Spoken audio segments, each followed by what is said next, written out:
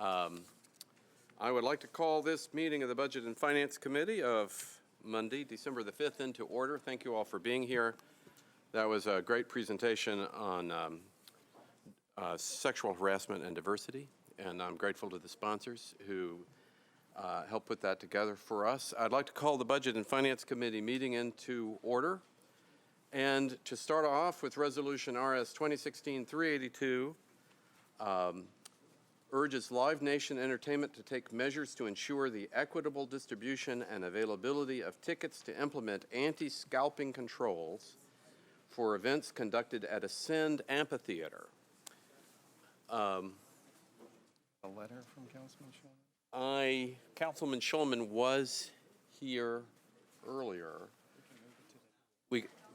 Councilman Allen is a sponsor. I would like to recognize Council Lady Allen. Thank you. I actually had a question for the sponsors, but maybe someone else can mention, why are we not doing this for everything? Is there a reason that we're just doing it for the arena? Okay. Yeah, Councilmember Wiener did. Moved and seconded, and thank you, Councilman Glover. And I didn't know if maybe Mr. Jameson or someone had worked with the sponsor on this and knew why just the arena, not other venues in Metro. Because Ascend is managed by Live Nation, the only arena at issue. Are there, okay. I might want to expand it later. Other than that, I think it's a great bill, and I mean, great resolution. I would ask for support. I'm sorry, Council Lady. Yeah, it is.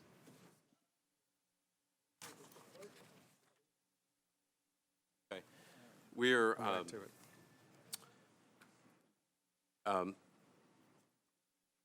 thank you. There's a question, Council Lady, as to being referred to the right committee or whether another committee should be involved in the Yes, I'm hearing from deliberation of this Councilmember matter. Van Rees that Convention Committee has not heard it yet and would like to hear it. I'm Yes. not sure where that stands.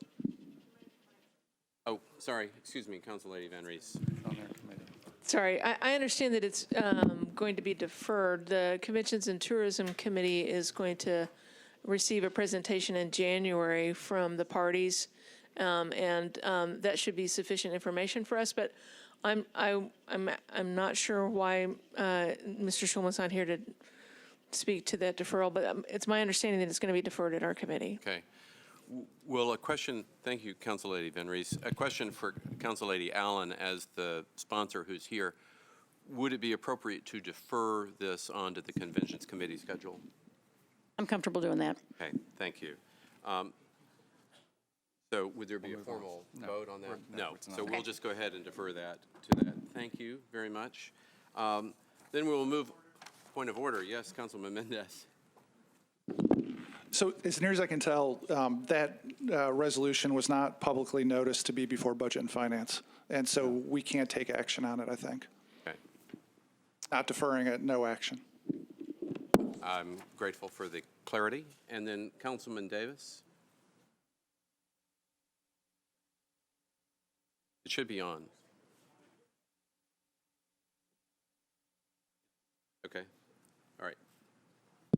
I was just asking, going to ask Mr. Jameson, are we looking at, with that, and I know it's deferred and that's fine, is it just for sort of the street scalping thing, or does this have anything to do with like the robots and stuff online? It does. There's state legislation that prohibits that, and it's there's a huge industry attempt to overcome that, but that's been more problematic than you might know. So Overcome the robots and the... Correct. Okay, cool. I just want to make sure we're looking at both. And yeah, I mean, Live Nation does a lot more around town, so maybe we could, just as Council Lady Allen said, make it a little more comprehensive. And thank you for looking at that and deferring it. Thanks.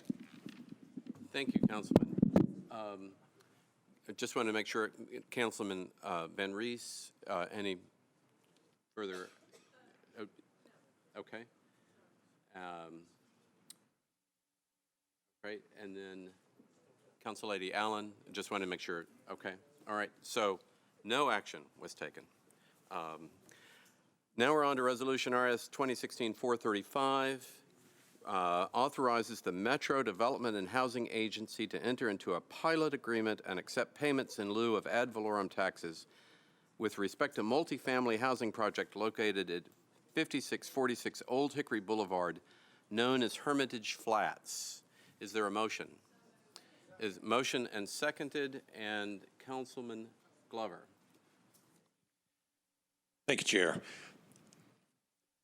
This obviously is in my district, and one of the first one of these that's coming to light. And we've spent a lot of time over the last week talking to the administration. You know, every one of us sitting in this room has problems with infrastructure where dollars are not been invested in our districts, and all the money is, most of the money's been spent downtown. And we are literally, we're busting at the seams. I think it's safe to say that most every one of us sitting here are busting at the seams. I had a project that was approved under the Dean administration that still hasn't started. It's supposedly going to be staked out this week, amazingly enough, after I've been hawking about it because of this project. But because of this, and I want to just kind of bring this to light, this project will actually take Dotson to about 128% over capacity. And so it's going to create a problem for overcrowding in the elementary schools, and we're not really doing anything about it. I have another bill that's going to be coming before us here very soon that's going to be an SP. And last week I learned that the planning department is now saying that they have to buy 10 acres of land for a school site. And I asked Councilman Kendall and Council Lady Johnson, I don't remember our time on the board that we ever used a piece of property that was, quote, given to us. We always bought that piece of property on the board. It may be, that may not be true, it may not. I think we're meeting this afternoon to talk about it. But at the end of the day, we're going to penalize a private developer because they want to do an SP for something that other projects are creating overcrowding for us. But we're not looking at the overall problem, and we're not solving the overall problem of overcrowding across the city. I don't know about you, I've had no roads widened in my district, but yet traffic continues to grow and grow and grow. And so, you know, with that, I'm going to end up supporting the bill, but I really hope that we will have some serious conversations going forward, that we can look at when these things come into play, what the, I guess, the ultimate problems it will create for the schools, again, for traffic. Again, I'm going to get some of the work started on Central Pike, but you know, I just hope that we will really start seriously looking, and Chair, I really hope that as we go into this next budget process, we really start looking at how do we identify and how do we actually get some projects happening out in the suburbs and the areas where all the growth is taking place. Sure, downtown's growing, but so is everybody else's district. And so I really hope that we will look seriously at how we do that, and I hope we'll look seriously at how we don't penalize one developer because of another developer's development and the overcrowding it creates. So with that, I know it's been moved, but I'll go ahead and support it. We had talked about deferral. I don't think that's going to accomplish anything, but I do hope that everybody listens that we've got a serious problem, as everybody knows in town. And we need to deal with infrastructure, not just keep doing the giveaways and not keep doing the things that we've been doing. It's obviously not working. Thank you, Chair. Thank you, Councilman. Council Lady Allen. Thank you, Mr. Chair. I just want to agree wholeheartedly with what Councilmember Glover says. There's no question that that our infrastructure needs are not keeping up with the density that we're dealing with as it comes, and that will be a topic of the Planning Commission's retreat this weekend. I've been repeating the refrain from my neighborhood that everyone agrees Nashville Next puts density on the corridors, but we're not improving the corridors. So I'm hopeful that, you know, again, having this project as a wake-up call will make us take that seriously and that we'll move forward. I am glad this project is moving forward. I understand that they are putting in a fair amount of money for sidewalks, which is another type of infrastructure. And so I would support having it move forward. Thank you. Thank you, Council Lady. Any further speakers in the queue? Yes, back to Councilman Glover. Actually, I'm glad you said sidewalks, because I got the report last week, and the sidewalk that I'm having done in my district, it looks like the sidewalk that this developer is actually having to do that was built into the plan. So that's really not the city doing it.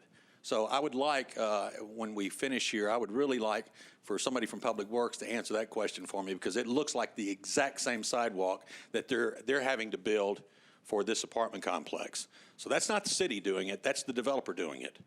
And so I thank you for mentioning that, but I would like clarification from that, please. I believe Mr. Macy from Public Works is here, if he'd like to step forward and comment on that.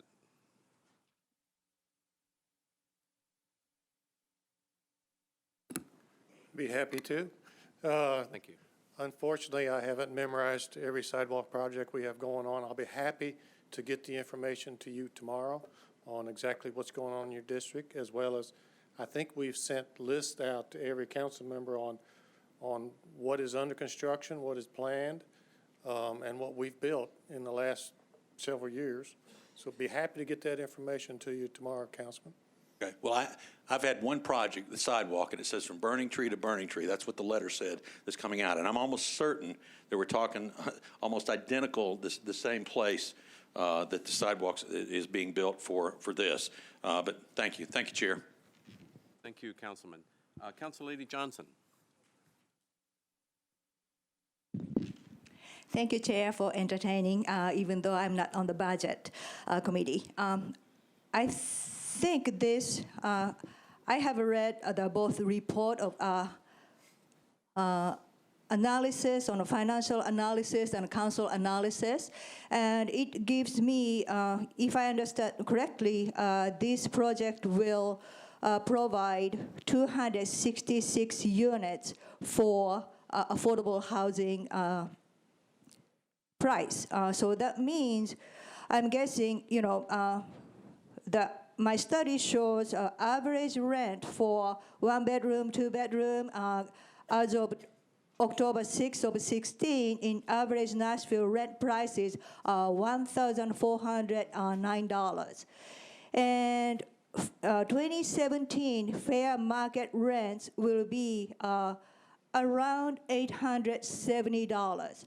So by providing 266 unit of 500, difference will be $539. So by providing 260 units for fair market value, the developer will potentially lose or not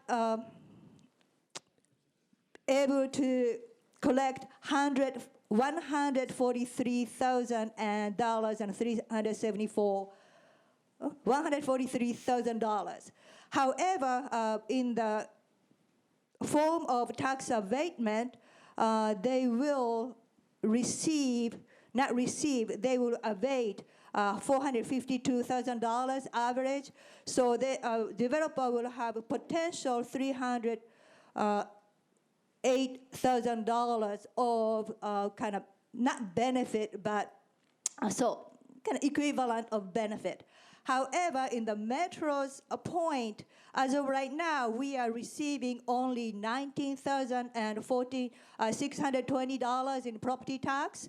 And the first year, Metro will receive $37,500 in property tax. So in the 10 years, Metro will receive $222,000 additional property tax. So what I'm trying to say is, compared to benefit MDHA is providing in the name of pilot, and try to produce affordable rental unit, and also try to get additional property tax. For that stance, I think this is a good project. For that, I'm ready to support tomorrow when it comes to the council. Thank you, Council Lady. Seeing no further speakers in the queue, all in favor say aye.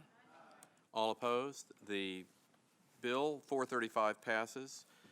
We're on to RS 2016-460. Request that Mayor Megan Berry obtain and make public an independent assessment valuation of the current redevelopment construction plans for the National Museum of African American Music at the former Nashville Convention Center. Asking the indulgence of the committee for a moment, I have Rosie here with a brief slideshow, and this follows along what is at your desks. I appreciate your patience, and I'll try to go through this discussion as quickly as possible. Yes. Oh, I'm sorry. Point of order correctly. Is there a motion? Is there a second? Second. All right. Thank you, Council Lady. So I've spent quite a bit of time in the last few weeks understanding this process, and I will try to distill this as quickly as I can for the benefit of the committee. A lot is going on and a complicated deal and a complicated discussion. But there do seem to be two basic issues raised by 460 and the convention center transaction. One, how did the city handle the sale of the convention center? As custodians for the taxpayer, did we get fair value? And the second question is, if the African American Music Museum was to be the beneficiary from the sale, did it get the value that it was supposed to get? Now, the Gilmore resolution, I believe, is particularly addressed to the second, making sure that the African American Museum gets the value that it was supposed to get. But the whole question about the convention center deal is fairly squarely on the table. And the two questions are connected. And with that being said, if you go to the presentation on the first page here, if you ask our property assessor what the convention center is valued at, at the time of the ordinance being passed, the projected value at the time the ordinance was passed was $50 million. And then on the next page, if you turn on page 2, if you look at what the convention center is valued at the time that the deal closed, it's $58.5 million. Now, frankly, a lot of people that I know in the industry feel that the value of the convention center site is greater than this, but this comes from our property assessor. These are the comparables that they would use in valuing that parcel. So if you go to page 3 very quickly, the items of the overview of the transaction is that Metro sold a $50+ million piece of property for $5 million. That's $50 million at the time of the ordinance and closer to $60 million at the time of closing. And there are a lot of people in this county that feel that it was a larger value than that, but this comes from the property assessor's comparables. Now, Metro also was to receive small cash payments over 25 years, valued a present value of $2.5 million, and promises on the African American Music Museum, location and premises. Metro additionally is to provide $59 million in cash to the developer for parking and incentives. Now, Metro was promised $11 million in construction value for the museum and an entrance on Broadway. Now, many of these deal specifics did not get into the documents, and I think that's a question of concern for this council going forward, is how do we fix the process going forward? And in the evolution of the deal, the African American Museum's size and location changes. Now, the current proposed side entrance onto Broadway may not actually be a legal entrance due to ADA and fire concerns, so it may no longer actually have what you would call a legal entrance. It's a pathway there, but under ADA rules, you would not be allowed to call it an entrance. Now, there was no performance language in the documents to make sure that the museum got what was promised to Metro, but Metro reasonably has the expectation of the fulfillment of any contract. Now, moving quickly, and I know I'm grateful for your patience. If you look at page 4, this is from the RFP. So my understanding is the convention center site was sold without an appraisal, which is a cautionary flag right there, but through an RFP process, and Metro published an RFP and said, you are going to be providing this, and this is highlighted, the sentence, a minimum of 40 to 60,000 feet with a dedicated entrance on Broadway. That's in the RFP. If you go to page 5, you see the initial scheme on the side. That is the building. It's a standalone building on Broadway right across from the Bridgestone Center, the third most visited arena in America. You go to the 6th page, you see the museum's large self located right on Broadway. Now you go into the next page, the developer themselves on page 7 is responding that that's what they're doing. They're providing a space looking down on Broadway in fulfillment of their RFP to purchase this property, which is valued at $50 million by the property assessor's office at the time that the ordinance was passed, of which they paid $5 million for. If you go to the next page, this is the fact sheet handed out by the mayor's office at the time of the ordinance. saying that they will build the museum at Broadway and Fifth in the development, and the value of that space will be at least $11 million. If you go to the 9th page, the write-up to the council itself at the time of the ordinance says 45,000 feet at a value of $11 million. If you go to the 10th page, this is the current proposal with the museum wrapped around the restaurant at the corner of Fifth and Broad, which you have all seen. If you go to the next page, that's actually the floor plan, and what is highlighted in yellow is the only connection with the museum to Broadway. But there's a very real question raised by architects about whether this is allowed to be called an entrance or not because of ADA and fire concerns as this entrance narrows as it gets towards Broadway. So it does touch Broadway, but there is a fundamental question as does it live up to the original agreement of being on Broadway. And then the final pages are questions I think that we can learn from this deal, that rather than be in denial, let's learn from it. And for us to be educated, when can Metro sell land without an appraisal?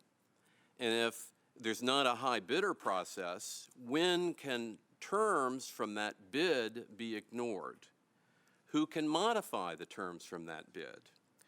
What are the formal procedures for an RFP sale process of sale? And I think this is probably the most valuable thing that will ever be sold by this council. That if you look at the 50 to privately viewed $80 million pieces of property, we're not really having that. So to some degree, it's a painful lesson to learn from this, but who decides when it's sold? Now, the charter says that the finance director will be guided by planning and the Metro legal director in creating a procedure for the disposal of property. Was planning involved in evaluating the bids? Was any part of Nashville's design community involved in the evaluation? The development agreement itself did not reflect material terms about the African American Museum's space and location. Why was the presentation to the council different than what was in the final development agreement? And shouldn't any presentations be automatically included in any subsequent agreement? The next issue on 4 is how could the council be deemed to have approved an MDHA TIF loan when that loan has not been applied for, MDHA has not seen the design, the MDHA Architectural Review Committee has not evaluated the design, and when can awardee change its design? And if any design, if there's to be a TIF loan, wouldn't that be based on the Broadway entrance because that was what was presented to the council at the time of the ordinance? Now, the development agreement has no, I'm almost finished, has no clawbacks or performance protections for the city.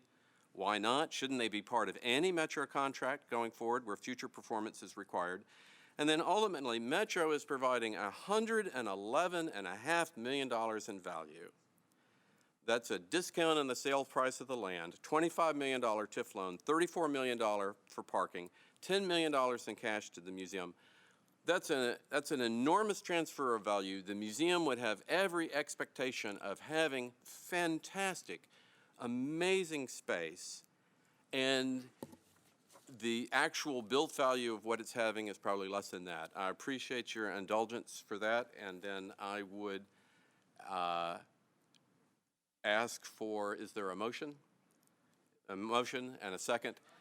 And then let me recognize the bill sponsor, Councilor Lady Gilmore. Okay, thank you so much, Councilman Cooper. I just, some have questioned why we would sponsor this bill. I think for many of us that were here last council cycle, just being council members, whether we're part of the caucus, I know specifically the minority caucus was under the impression, I think, and as we move forward, I think we have learned a lot of lessons.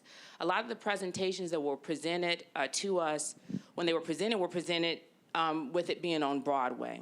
I mean, so the question for us is, and this is how I look at it, because there is a letter, the letter's been submitted, and the board takes a different position, the African American Museums Board, which is fine. But I think as the legislative body, we have to look at things as well. And to me, it's an issue of we paid money for construction, and you expect, we say location's important, and it's the equivalent of like buying a home, and you think you're on this curbside, and then you find out that you're still on the same street, but you push back a little bit in the cul-de-sac, which is a little bit of a difference. And so all of this says is we want to see what the difference is, and if there is a difference, then the museum be compensated for that.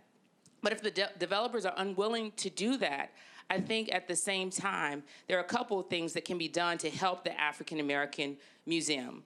One is we talk about CAM fees. There are some CAM fees that are associated with this. And the museum is a nonprofit, right? And the CAM fees are fees that are usually charged for maintenance. It's usually associated with property taxes. If the museum is a nonprofit, there's no need for property taxes. So I think that those things could be waived. And at the same time, there's been a drawdown at this point. And if we're really moving forward and we want to support the museum, I think at the same time we can remove that drawdown. And these are things I've asked the mayor's office as well. I mean, so it's not an issue of hurting the African American Museum. I definitely support the African American Museum, but I just think as we move forward, and I've heard many of you say it as district people, even if you don't understand it now, there are plenty places that we can spend money in the city, whether we're building up our particular neighborhoods that we think have been neglected or infrastructure.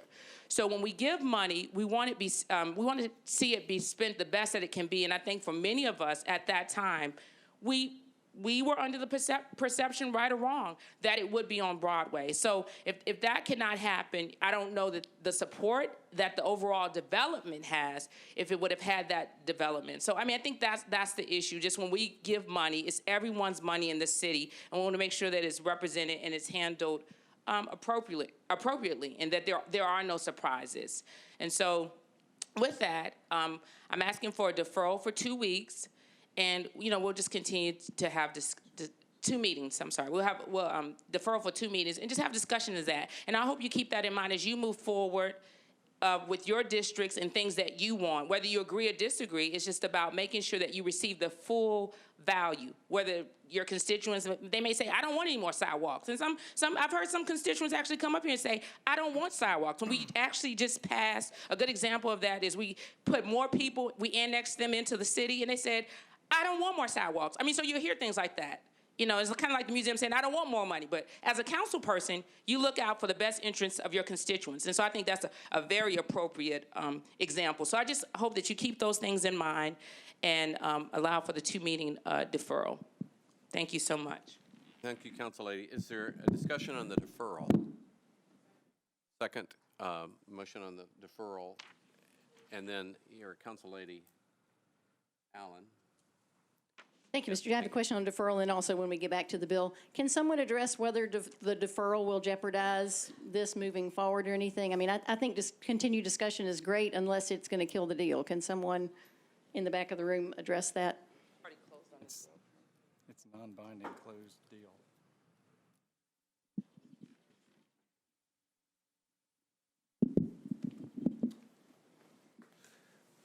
I can't certainly speak to whether it kills the deal. What I can say is that continued discussion about this is a distraction for me in terms of raising money, raising private sector money for the transaction or for the museum.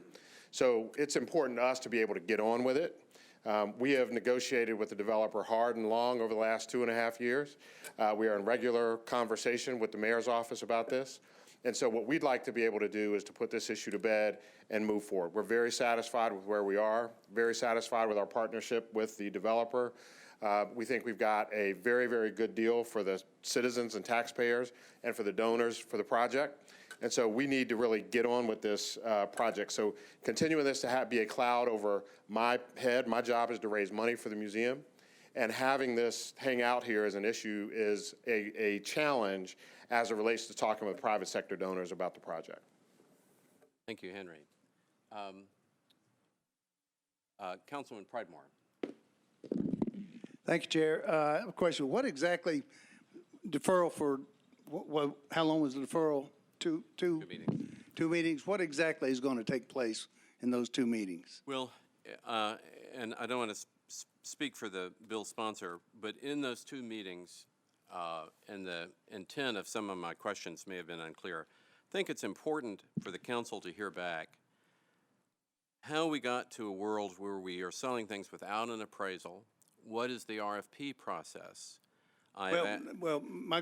Okay, so Yeah. you're basically answering the question you provided. 4 reports, yes. All right, but these questions are basically statements that you, as the chair, respectively, and sponsors of the bill, have assumed are correct. No, there And there I are would like to questions- have the information. And actually, I've been waiting all week for Mr. Gossage and have been promised a meeting to go over the RFP process in this case.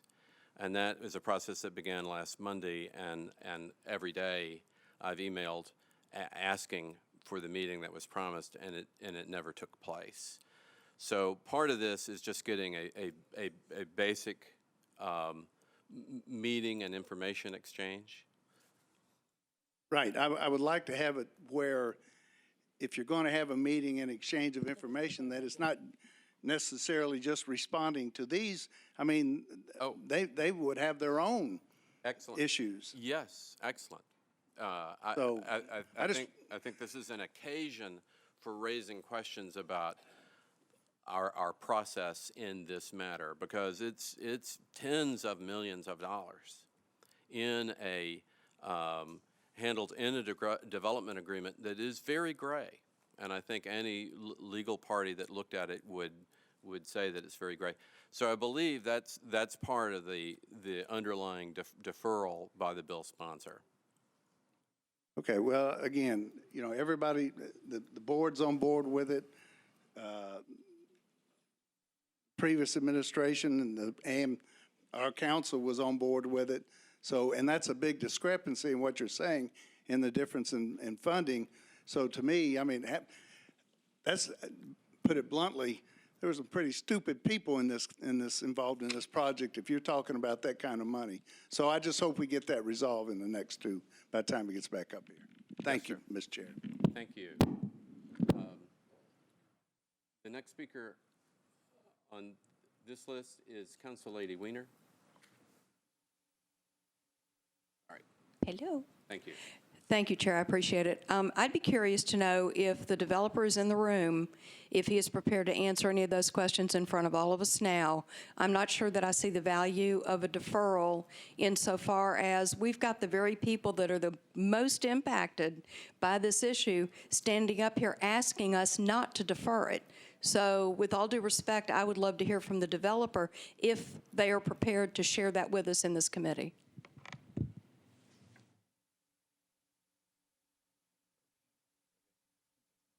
Okay. Here we have someone here, Council Lady.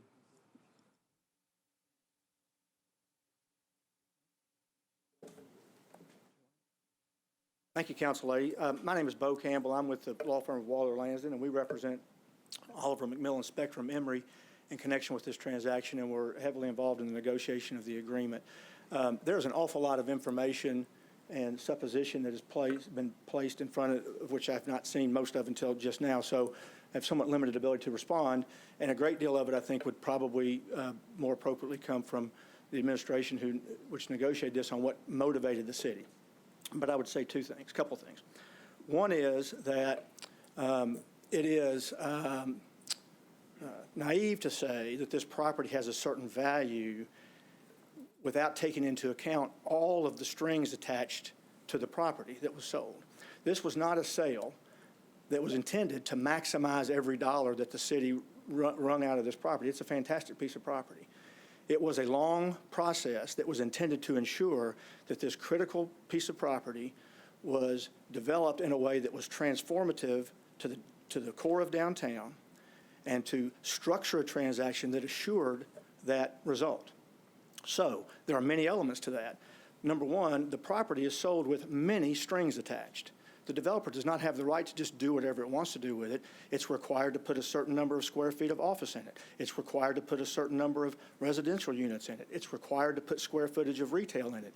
It's required to build a garage. It's required to build a museum. All of those things, if the market changes or interest rates move, the developer has no ability to do something else that might be more economically appropriate. It has to do these things. And for anybody that's in the real estate business would tell you that impairs value. There's a cost to that goes with that. Secondly, there are other costs to this property that aren't evident when you look at the property. The property can't just be reused as it is. It is a defunct building that has to be completely demolished. It has to be excavated. There's a significant cost to that, $4 or $5 million. The property is subject to a long-term lease with the hotel at zero rent for a good bit of the conference facility space. That has to be worked out in order to develop all the property, because that part of the property pays no rent. It made part of the development almost impossible to do. The cost to get that fixed, we've estimated at over $13 million. So there are lots of other costs. The museum itself is over $11 million. And by the way, and Henry knows this, and we've talked, the value of the free rent through the term of that first 20 years is over $25 million that's in favor of the museum, in addition to the CAM costs. And Council Lady, you've spoken to those, Council Lady Gilmore, and I appreciate you bringing those up. The CAM costs that are quoted for that project are $19 a foot. They have been negotiated down to a little over $3 a foot in the favor of the museum to try to make it more beneficial to the museum. So there's an enormous amount of additional economic benefit that is flowing into the project, in addition to ensuring that it becomes transformative downtown. I'll point out a couple of facts that I thought that might be interesting to you guys, and to know, why this was considered so important. First, the total tax increase. This property pays zero property taxes today, zero. It is estimated through the first 20 years of this, it'll probably be something like $25 million a year of additional property taxes. Additionally, $3.5 million a year of sales tax revenue, over $275,000 a year of CBID revenues, over $1 million a year of personal property tax revenues.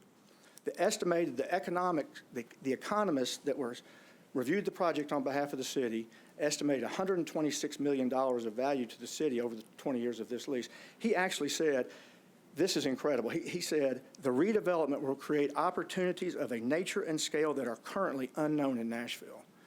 This is not as simple as selling a piece of property. This is, I believe, and I've not studied it carefully, but I'm pretty confident, the largest single commercial real estate development in the history of Tennessee. And it is unbelievably complicated, and it is unbelievably difficult to finance and construct and take all the constituencies that need to work together, to the hotel, the convention center authority, office, retail, residential. It's very difficult. So all that needs to be borne in mind as you analyze how this transaction was negotiated and the benefits that will accrue back to the city and back to the museum. I will also point out just one factual thing, because I think it's been misunderstood.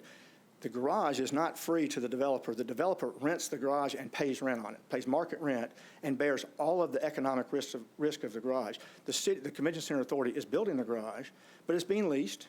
The developer's paying rent, and the developer is operating it and taking all the economic risks. If there's not enough money to pay it, the developer's got the problem. So, there's a great deal of detail in this and information that's not been accurately portrayed from time to time, because it is complicated, and I understand that it's complicated. So, again, others will have to speak to why the city thought this was a great deal, but it is a great deal for both sides. It is a great transaction for this community. It will change that area for the better, and we should all be proud of the work that the city and the prior council did when they approved this unanimously a year and a half ago. Thank you. Thank you. Council Lady Weiner. Thank you, Chair. I just have a couple of comments relative to the deferral. I have a concern that we may very well be holding the museum hostage in their ability to move forward, because we want answers to questions, and rightfully so. But these are questions that are going to impact us moving forward. I think we're really sliding down a slippery slope when we start trying to undo things that a previous council already voted on. If that's the case, then we've got a litany of bills that we voted on over the last however many years that we may, creatively take exception with. So I think that we need to take the lessons learned from this, and there's some really good concrete lessons that we can look at moving forward. But I'm not sure I see the point in holding these folks hostage, because this is a wonderful, wonderful museum opportunity, or a wonderful opportunity for the museum, and I just hate to see us throw this monkey wrench in it. That's all I have. Thank you, Chair. Thank you, Council Lady. Council Lady Johnson. Council Lady Johnson. Thank you, Chair. I agree with Council Lady Weiner. First, when I was made aware of this deal about African American music of museum. I honestly thought museum was not getting good deal. But after I attended, several meetings, met with board chair and community, I understand this is not the case. Yes, of course, they had 2.5 years of negotiation and so forth. So I think it's going into the good direction. And I agree with Councilman Cooper and Council Lady Wiener throw really good point. I think it will be a going forward really great lesson for us before we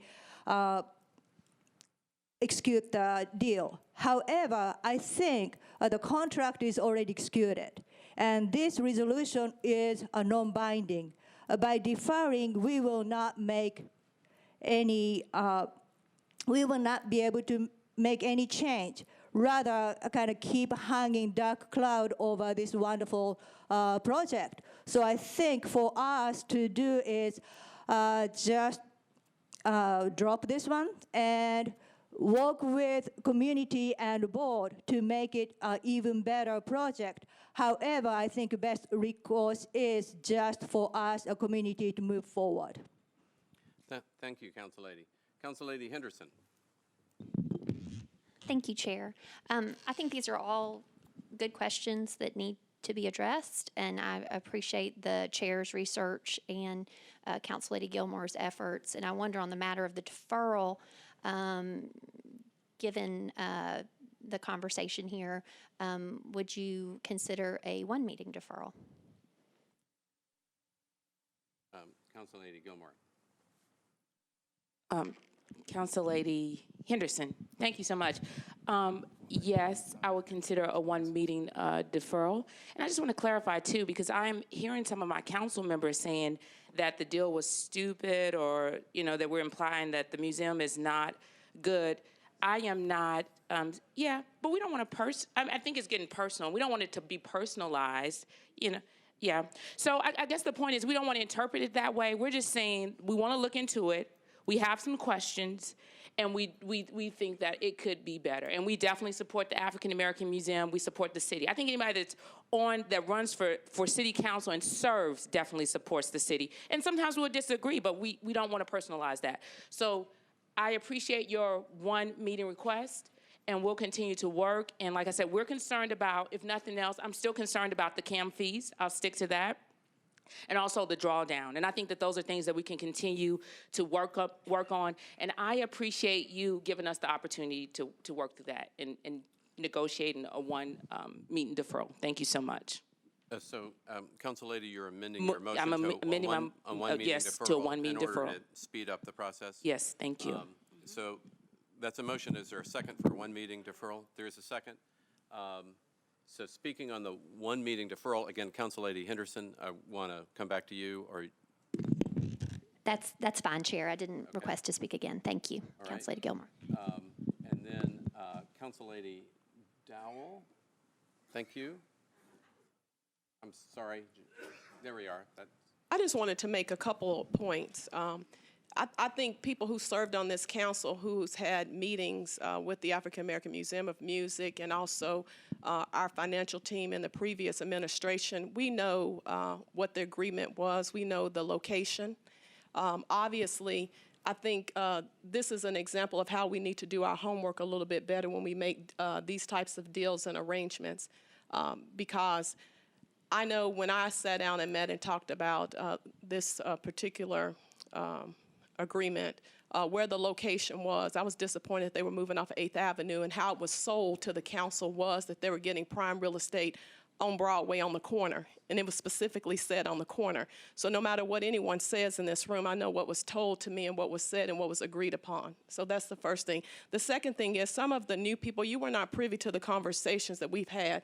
The African American Museum of Music spent several meetings coming to the Minority Caucus and talking about the museum and selling us on changing the location. And also with doing this incentive agreement with the developers. And I always want to remind people that the agreement was not with the museum. The agreement was with this council body and the city, our taxpayers' money, and the developer.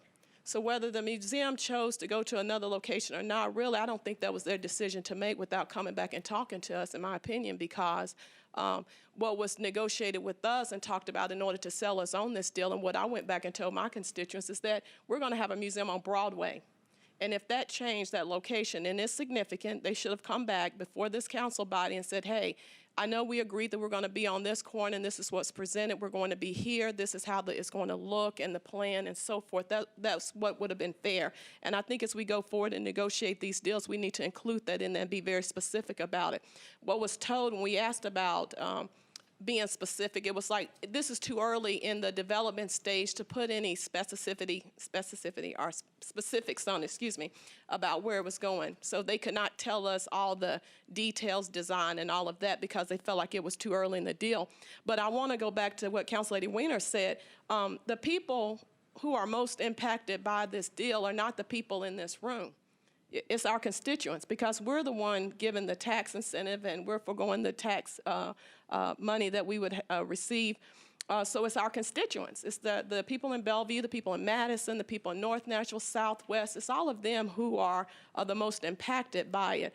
And a couple other things I just wanted to note is that when I hear about these forecasts about revenue and the biggest deal and so forth, you know, it's easy to say when you're dealing with one developer, but we never put the property up for sale to determine, you know, what about if somebody else bought it? It could have been bigger. We don't know, because we negotiated with this developer. So if we want to look at, you know, sales tax estimate and revenue generated and all of this great things, you know, we're looking at one particular developer. We're not looking at if we would have put this property on the market and sold it to somebody. We know that Broadway is hot. We could have gotten more money for it, I believe. But with all that being said, I would like to see, because I've heard now that, you know, they've been out lobbying and calling all day at work about that they've added another entrance and there's going to be a sign and they're not going to be behind a restaurant. I would just like to see all of that now and see where we are, that we're going to have an entrance. We've never received anything. I have not had a meeting or anything to come back to say that we're having an entrance on Broadway or whatever. The last I heard is we're in the back behind some retail or some restaurant space. So it would be nice to have them to come back and show us exactly what they're going to have. Is it the plans we saw last time or what? I don't know. But I, you know, was just able to speak briefly with them today. But what I will say is going forward, I will be definitely, before I co-sign on something or put my name on and agree to it, make sure that I have everything in writing. If they don't have plans, I'm not agreeing to it, because this is obviously, in my opinion, has been a bait and switch with me. So thank you. Thank you, Council Lady. Councilman Mendez. Thanks. While everybody's sharing their views, I thought I would too. I appreciate Council Lady Dowell giving the perspective of council member from the previous term, and I guess I'll share my perspective as you know, just a year on the job and looking back at this. From my perspective, you know, I've got the ordinance that passed and the documents that were attached, and from looking at it, you know, whatever was told to different council people, obviously, I don't know, I wasn't here, but the ordinance is very broad in approving an attached document, which is a redevelopment agreement, which was very broad in terms of the discretion allowed to the developer. And, you know, slipping on my lawyer hat, you know, one of three things is true. Either Metro simply didn't care where the museum was. I think they cared, because it doesn't say anything in the documents about that. Or Metro cared and did a bad job of documenting the deal, which I hear baked into some people's comments. Or the third possibility is that Metro did care, but the only way to get the deal to the finish line at that stage was to allow discretion for the developer about what the ultimate layout would be. And the bottom line is, I can't really know which of those things happened. I hear Mr. Campbell's comments for the developer that it was probably the third scenario. That to get the deal done, it needed to be this way. But the bottom line is that the ordinance that was passed was very broad in the discretion that was granted, and it approved documents that were very broad in the discretion that was given to the developer, and the real estate transaction is closed. So I fall in the category of I definitely appreciate all the questions that are being asked about process and procedure, but this one strikes me as a fully baked horses out of the barn. I don't know what the right metaphor is, but done and closed, and we need to ask questions about future deals. We need to make sure that if there is a factor that is absolutely mission critical to be in documents, that we make sure it's in there. But there isn't any requirement about location in these documents. There's discretion given. It's approved. The transaction's closed. So thanks. Thank you, Councilman. Council Lady Allen. Thank you, Mr. Chair. I'm looking at a document that was handed out, Metro Council Work Session Monday, April 21st, which was 2015. And on one of the back pages, I can't tell you the number, it shows a picture. It looks like this, and I'll make a copy of it for the rest of the council members before tomorrow. But it shows a picture with something on the corner that says retail and entertainment. And then up the street on Broadway, it says National Museum of African American Music Museum entry, and it's a narrowish looking space. And then around the corner on Fifth Avenue, there's another arrow that says National MMAAM Museum. So I have a document that the council members were handed that pretty clearly shows some type of retail and entertainment squarely on the corner.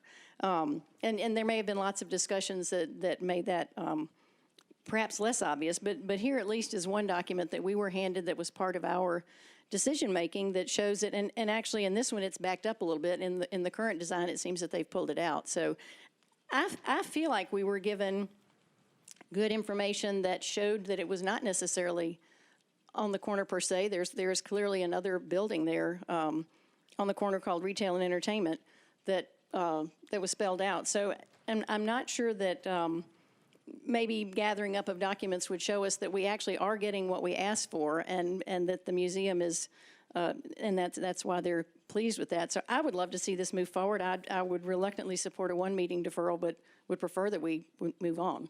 Thank you, Council Lady. Back to Council Lady Gilmore, the sponsor, or the maker of the motion of the one-meeting deferral. I renew my motion for a one-meeting deferral. Seeing everyone has spoken from the queue, all in favor of our one-meeting deferral, say aye. All opposed? One? No. And then a show of hands, all in favor of our one-meeting deferral.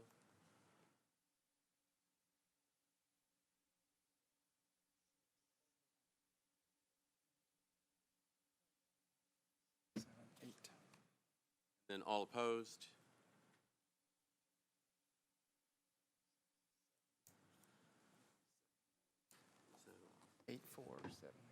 8-4-7 against. One meeting deferral is passed. Only 15 committee. Right. Just check. Okay. One meeting deferral is passed. Thank you, Council Lady. On to Resolution 2016-464, appropriates $4,269,100 from the General Fund Reserve Fund for the purchase of equipment and building repairs for various departments for Metro. Is there a motion? Second. A motion made and seconded for discussion. I see Council Lady Gilmore's. Is this a request to speak from this one or from the previous one? All right. From the 4% fund, seeing no one requesting to speak, a motion made and seconded. Actually, excuse me, Council Lady Henderson.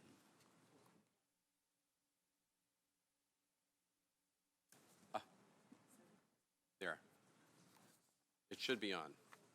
Thank you, Chair Cooper. I apologize. So are we just taking this on the whole, no questions then? I was hopeful. I see the Parks Department chair is here. I wonder if he could just speak to the $500,000 and flesh that out just a little more fully regarding the consolidated fleet maintenance equipment and supplies, what that would be, please. Council Lady. And for each council member that has a question for a particular department, I believe they are all here. So let me recognize our Parks Department Director. Good afternoon, good evening. 500,000, included in that 500,000 is about $300,000 of equipment from the park expansion and the additional people that we've acquired for this fiscal year. There was a need for additional equipment as well to get them from place to place, and for the type of equipment they would operate while they're doing their jobs. So the equipment is vehicles primarily? Mowers, things of that nature. Yes, ma'am. Okay, And vehicles, mowers, and so you're saying it's equipment for people to get around. This does not include, obviously, it's 4% fund people, but just It doesn't include people. We already had the people. We got the Equipment to people at move it. I'm the people sorry. to do the work When we that- did the budget modifications last year, we put the equipment that would be needed for them on the budget modification, and that was transferred into this 4%. Okay, great. Thank you, Director Lynch. Thank you, Director. Any further questions from council members? Seeing none, the motion made and seconded. All in favor, say aye. All in favor of 464, the general fund, reserve fund, please say aye. All opposed? 464 passes. We're on to Resolution 2016-465, authorizes the issuance, sale, and payment of general obligation improvement bonds in an aggregate principal amount not to exceed $500 million, and for providing for the levy of taxes and for the payment of debt service on the bonds. That being said, I have a quick question of clarification from our council here on Rule 17, as it might apply to 465. Rule 17 provides that any ordinance or resolution proposing to expend or appropriate funds to authorize the borrowing of funds for capital improvements can be placed on the agenda only after the clerk has verified that the legislation lists the projects to be funded and the estimated cost. For the majority of this bill, there is no appropriation or expenditure of funds, although there is a slight degree. The question then becomes, by attaching the capital spending plan, is that providing the projects to be funded? Historically, in my time on the council, that was sufficient. The finance department likely does not have the capacity to specify each and every individual project in these proposals. I would defer to Ms. Lomax O'Neill if there's any other assurance, but there is admittedly some vagary in Rule 17. Okay. Thank you, Council. Councilman Glover. And I think what Mr. Jameson said is exactly why I think we do need to see a little more clearly what it is that we're approving. And so with that, because of that, I don't know if it'd be appropriate to defer one meeting for them to bring it back to us so where we can actually see that and we can start putting our eyes and we can be better stewards of the taxpayers' money here before we just kind of give a, it's not necessarily a blank check. There's obviously resolutions who are listed here, but it doesn't really go through specifically on the spending plan. So that would be my thoughts is to defer one meeting. Your move is to defer one meeting until specific project information is provided. Thank you, Councilman. Council Lady Allen. Thank you, Mr. Chair. I guess this is a question for Talia, if she's back there, yeah. So my understanding is that often as individual projects come up, we fund them with commercial paper, and then when the commercial paper gets to a certain level, we issue bonds to pay back down the commercial paper. So that we've voted on each of these things already. Am I understanding that correctly? Oh, sorry, excuse me. Yes, Council Lady, that's absolutely correct. All of these are for projects that were previously authorized in those capital spending plans, and the money is spent, and we are simply taking out the commercial paper. And, John wanted me to remind you all that the spending plans are included as exhibits and attachments to the resolution. Those are included. Thank you. Thank you, Council Lady. Councilman Davis. Thank you, Chair. Yeah, I just want to say this seems like one of those routine GO bonds things that we do quite often, and I think we should just go ahead and approve this tonight. Thank you. Thank you, Councilman. Council Lady Weiner. Thank you, Chair. If we don't approve this and move forward and ask for redundancy, then I think that we're holding the finance department hostage unnecessarily because we've already voted on these things. The money's already been spent, as Talia shared, and this is pretty routine. And we've already got the information in our attachments that have already been provided to us. Seeing no further speakers in the queue, the motion, let's see, this is the motion.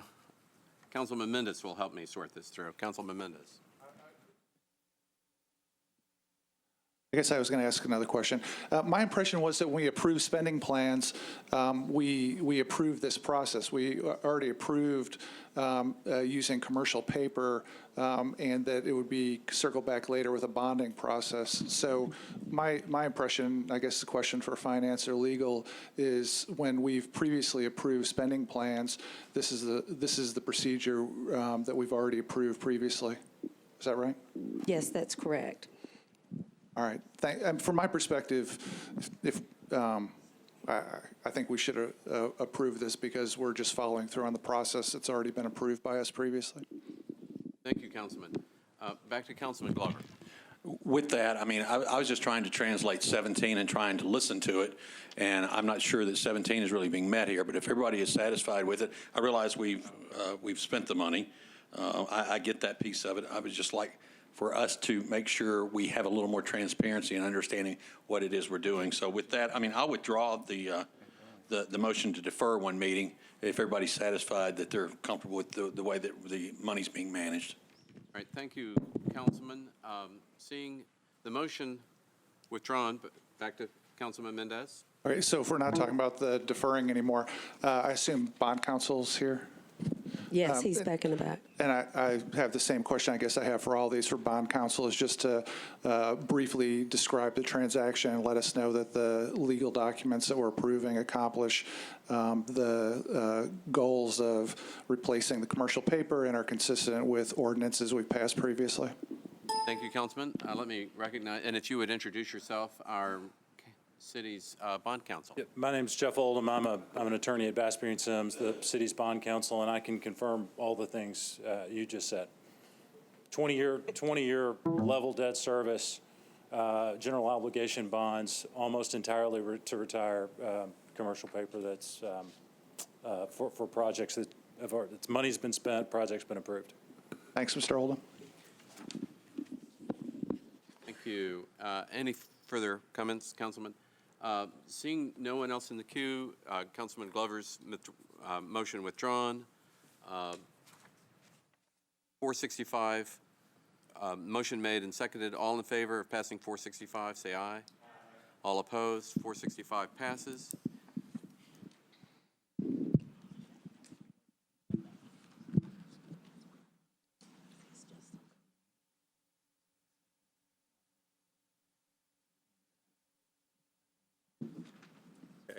All right. No. Sorry. I'll let Mike. On RS 2016-460, with respect to the African American Museum of Music, there was a vote count of 8-4, 7 against. I'm afraid someone who was not on the Budget and Finance Committee cast a vote. So for purposes of clarification, if I could ask all those in favor of Council Lady Gilmore's one meeting deferral, please raise their hands and keep them held up. 5, 6, 3, 4, 5, 6. Okay. And all opposed to the one meeting deferral. 1, 2, 3, 4, 5, 6, 7. Same count as before. The chair voted, sorry, it's 7-7. There's no recommendation. Okay. Committee, yeah. Okay.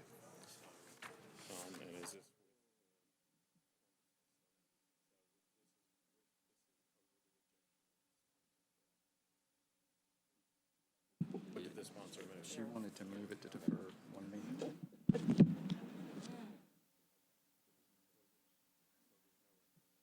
All right. So there's no recommendation on 460. I'm instructed by my betters here. 465 is passed. We're on to 2016-466, approves an application for an Innovation Teams grant from Bluebird Philanthropies to the Office of the Mayor to sponsor training, coaching, and support to Metro departments for innovative problem solving. Is there a motion? Is there a second? Moved and seconded. Any discussion?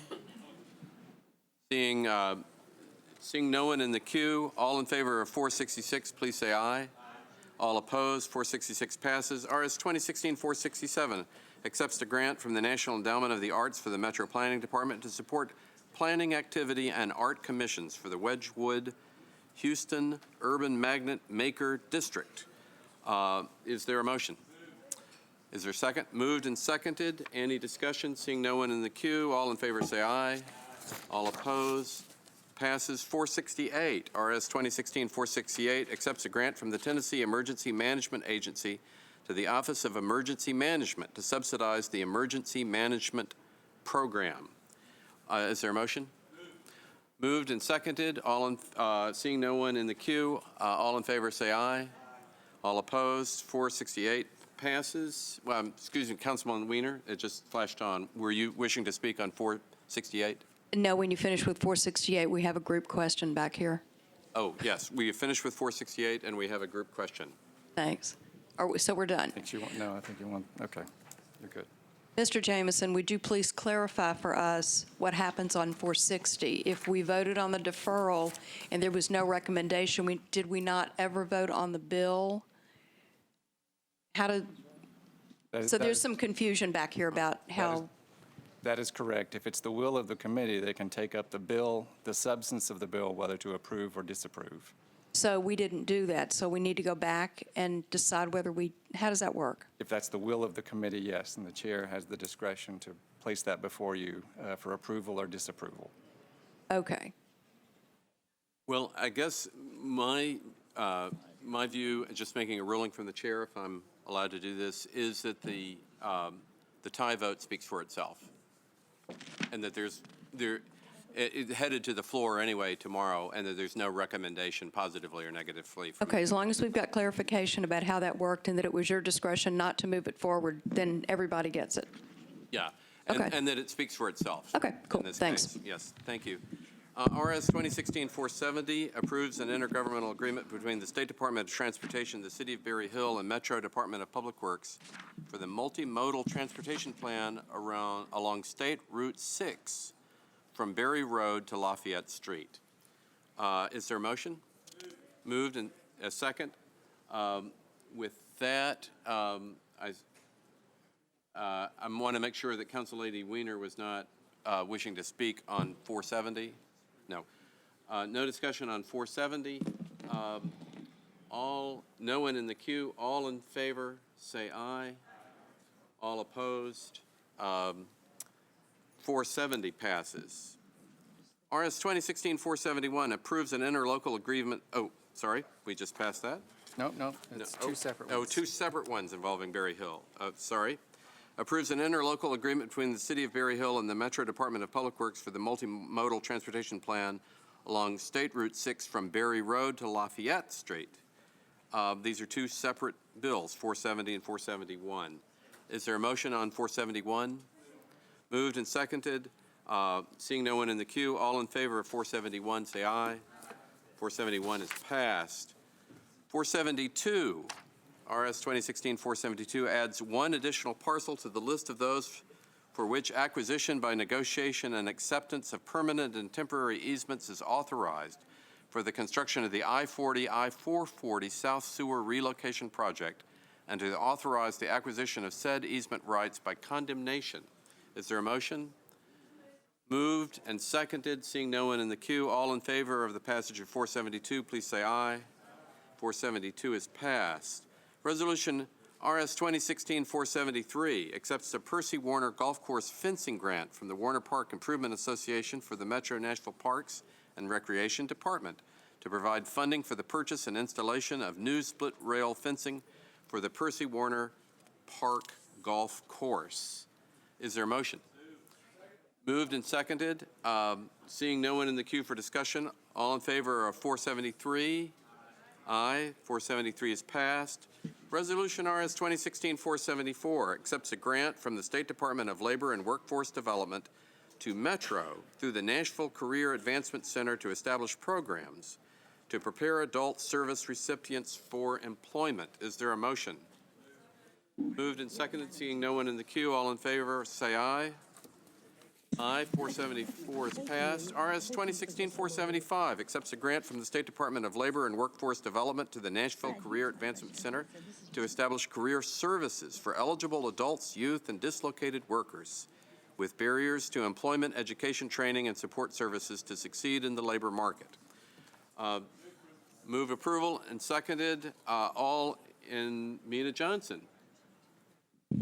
Thank you, Chair. I don't want to take up everybody's time, but this grant will be over nearly $3.5 million between two resolutions. So if anybody from Career Advance Center is here, would like to hear briefly what they will spend this $3.5 million.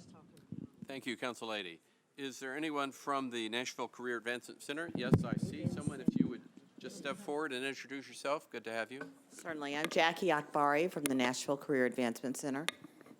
Any questions or in general? Oh, certainly. So we provide workforce development resources to adults, youth, and dislocated workers. And this is our regular funding. There's no cash match or any requirement from Metro government, but it's federal government funding that helps us connect job seekers with employers on jobs. And we're located over in Metro Center on Mainstream Drive and help almost 90,000 job seekers a year in their job search. Any questions? No. Thank you. Seeing no further questions, thank you very much for your time. And Council Lady Johnson, also. Thank you, Chair. I appreciate it. Thank you. With that being, seeing no one else in the queue, all in favor, say aye. Aye. Thank you. The 475 passes. RS 2016-476 approves a contract between the Metro Board of Health and the State Department of Health to provide medical examiner investigations, postmortem examinations, and consultations. Is there a motion? And a second. Is there anyone in the queue? Seeing no one in the queue, all in favor of 476, please say aye. Aye. 476 passes. 477 accepts a House Grant Nashville from the Dorothy, Kate, and Thomas F. Frist Foundation to Metro for the use and benefit of the Metro Nashville Social Services Commission in support of housing. Is there a motion? Moved and seconded. Seeing no one in the queue, all in favor of 477? Aye. Seeing no one against, 477 passes. And on to Resolution 2016-479. Authorizes the Metro Department of Law to compromise and settle the personal injury claim of DeMarcus Wilson against Metro for the amount of $32,500, and that said amount be paid out of the Self-Insured Liability Fund. Let me recognize Councilman Pulley. Thank you, Chair. Is there somebody from the Police Department here could run a couple of very quick questions by? Don't want to take up too much time. How are you? Good. You? Oh, doing well, thank you. Can you tell us a little more, with a little more specificity, what happened here? The officer was attempting to make a U-turn to assist another officer on a traffic stop. Did not see the vehicle and turned into the side of the vehicle. So he attempted a U-turn in a good faith effort to get to a fellow officer and assist him in a traffic stop. Yes, sir. And in doing so, failed to yield to oncoming traffic. Is that essentially what happened? Essentially, yes, sir. Yeah, okay. And so it looks like he was disciplined with a one-day suspension? Yes, sir. One-day suspension consistent with our established policies. Yeah, the policy says such when you're at fault in an accident, that's a one-day off? Yes, sir. When you're chargeable for care of department property, if there's a range of sanctions, then one-day suspension was appropriate. Okay. All right. Thank you very much. I appreciate that. No further questions. Thank you, Councilman. Seeing no one else in the queue, the motion made and seconded. All in favor of 479, please say aye. All opposed, 479 passes. And with that, I want to thank everyone, and we will call the, oh, sorry, I see one, Councilman Glover, before we adjourn. Yes, sir. There. Thank you, Chair. Could you guys take a look at how many meetings we've had that have run over? And I believe you're going to find it to be pretty significant. And if possible, is there just a way to get started maybe a little earlier, or a way to at least move it to where we think we have other committees starting and they're not going to? So if we could look at that and just discuss that next time, I would be appreciative. Thank you. You make a very good point, Councilman. Thank you. And with that, I declare this meeting adjourned and on to the next.